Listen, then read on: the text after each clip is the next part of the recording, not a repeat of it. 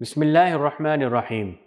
دنیا اور آخرت کے درمیان توازن قائم رکھنا بہت ضروری ہے۔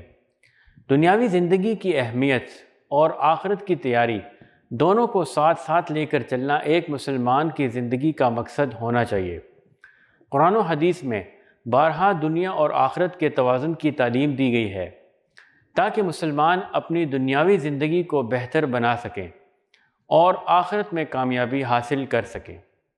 قرآن مجید میں اللہ تعالیٰ فرماتے ہیں، اور جو کچھ اللہ نے تجھے دیا ہے اس میں آخرت کا گھر طلب کر اور دنیا میں اپنا حصہ نہ بھول، اور احسان کر جس طرح اللہ نے تجھ پر احسان کیا، اور زمین میں فساد کا متلاشی نہ ہو، بے شک اللہ فساد کرنے والوں کو پسند نہیں کرتا۔ اس آیت میں واضح کیا گیا ہے کہ دنیا اور آخرت دونوں کی اہمیت اور ہمیں دونوں کے درمیان توازن قائم رکھنا چاہیے۔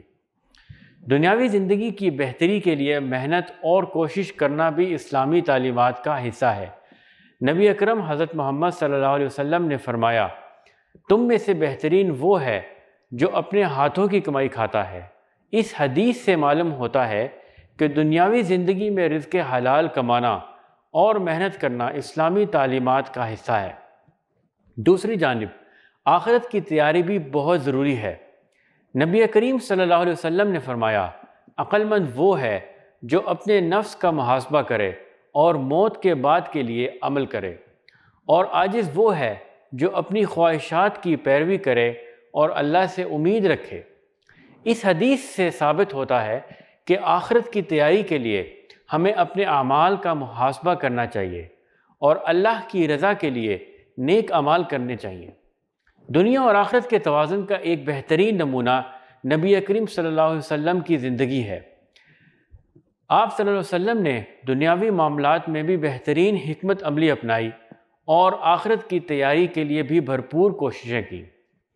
آپ صلی اللہ علیہ وسلم نے تجارت کی، لوگوں کے ساتھ معاملات کیے اور ساتھ ہی ساتھ عبادت میں بھی مشغول رہے۔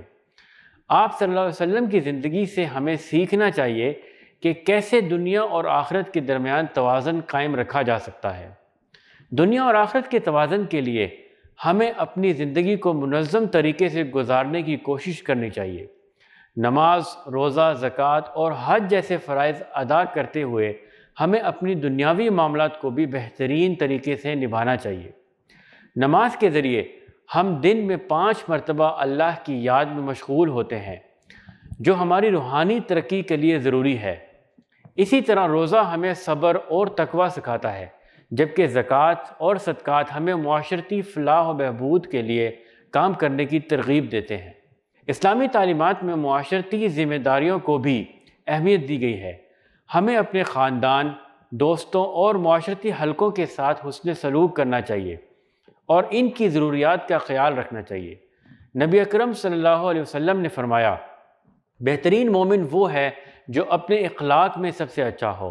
اس حدیث سے معلوم ہوتا ہے کہ اخلاقی برتری اور معاشرتی ذمہ داریوں کا خیال رکھنا بھی دنیا اور آخرت کے توازن کا حصہ ہے۔ اللہ تعالی ہمیں دنیا اور آخرت کے توازن کو سمجھنے اور اس پر عمل کرنے کی توفیق عطا فرمائے۔ آمین۔